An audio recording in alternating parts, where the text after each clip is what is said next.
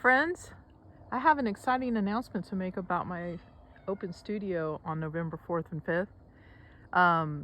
I am ready to start downsizing the number of metal sculptures, that's a giant peace sign, in my yard.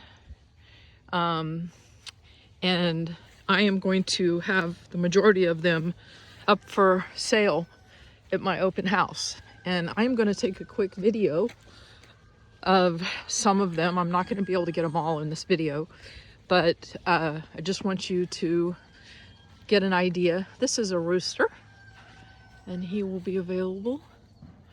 He is made from an old bicycle seat, plowing implement, a bunch of cool old wheels and cogs, old railroad ties.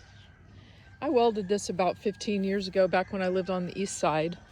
And I want you to understand that none of these sculptures are sunk into cement. They're just so heavy that you sink them in the ground enough, and a lot of them have flared bases. You sink them in the ground enough and pack the dirt in around, and you're good to go. That rooster's been sitting there for 15 years. I wish there was a way to pause videos so you didn't have to walk with me through. Some of these sculptures are really big, and some of them are quite small.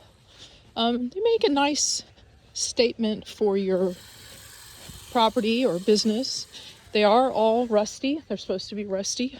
If you wanted to, I guess you could power blast them or sandblast them and paint them, but I like them rusty.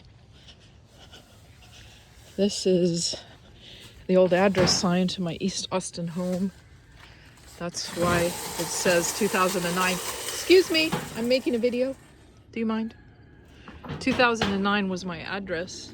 Now, wouldn't that be cool if that happened to be your address? But so this, you can't really see the hand because it's see-through. It's kind of like a welcome sign. And again, these legs, there's no cement in there.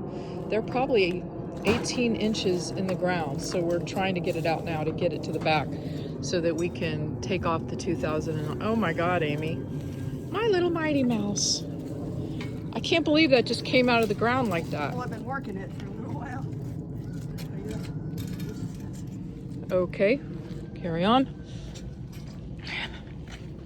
Coming around this way. So I need to pay for my kids' braces, and I got some other projects. You know, people always ask me, how do you let go of all this stuff? And I always say, well, because I can't keep moving on with the new stuff if people don't buy the stuff I have. And guess when you are a creative type, as many of you are, you understand that. So this is probably my biggest sculpture that's here. It's called Good Night. It is bolted and cemented into a cement base that a couple of strong men could probably pick up and put in a trailer. And the whole thing is just one big attachment. I can't pick it up, but it has this really cool old ladder I found when I lived in the east side. I always found cool stuff over there, just anywhere lying around back when it was cheap and empty. Anyway, it's this ladder and it goes up. And it says good night at the top. It's hard to photograph, but you have to see it. It's very cool. So I'm not, like I said, going to be able to show you everything. What I'm trying to do is entice you to come to my open studio. The one cool thing about all these metal pieces is they are truly original, meaning nobody is going to have one. And it's so nice to have some sort of marker for your property. Okay, so this is a fun one. This was some sort of old, like, meat grinder or food grinder of some sort, and I welded it to a farming implement half circle thing and one on top too.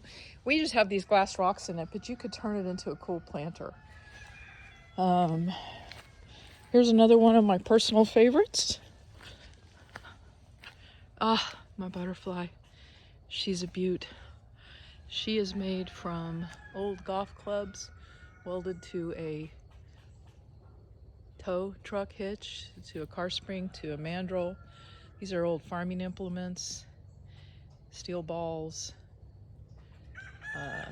wrenches. Now I had to mold or form with heat the framing of the butterfly, but the rest was found objects. And again, this butterfly is just in the ground. Now there's a little bit of movement to it, but that's okay. You know, it's been there fine, holding up for 13 years. That's how long we've lived out here. I know nobody likes really long videos, so I'm gonna hustle to the back now and finish it up. There's 3 or 4 of these flowers made from old horseshoes. Most of those old horseshoes come from APD's mounted patrol. My friend Dawn used to give them to me. They're actually used. This is a cool like garden divider, that I welded a bird on. Put a bird on it. He's cute. And these, you know, I'm not asking for like, you know, high prices for this stuff. Most of the stuff was welded years ago when I used to like to play in my free time. And I would find old rusty farming implements and stuff. This is another piece that would be easy to move. And again, the way this is designed is that heavy base is what holds it up. You know, so it can be easily moved. It doesn't actually have to be installed, quote unquote, but it's strong and its base is steady. It's got a little spring action right there. And then there's some small pieces. This is an actual farming hoe. I also found that in East Austin. East Austin used to be a very adventurous, weird, strange place. These are little birds.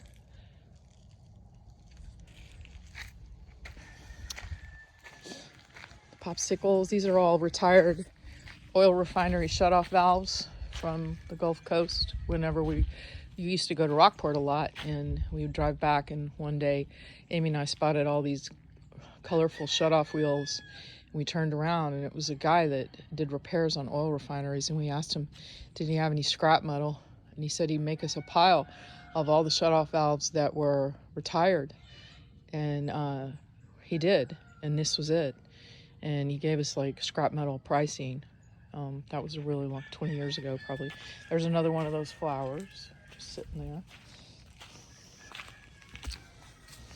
Here's a cool Texas one. It says home in the center. Like it or not, this is my home. Here's a stable. This is another one of my favorite pieces. Stables are mobiles that have bases that hold them in, and then the moving part would be at the top coming down. That's the idea of a stable. What's cool about this is it has 1, 2, 3, 4 legs.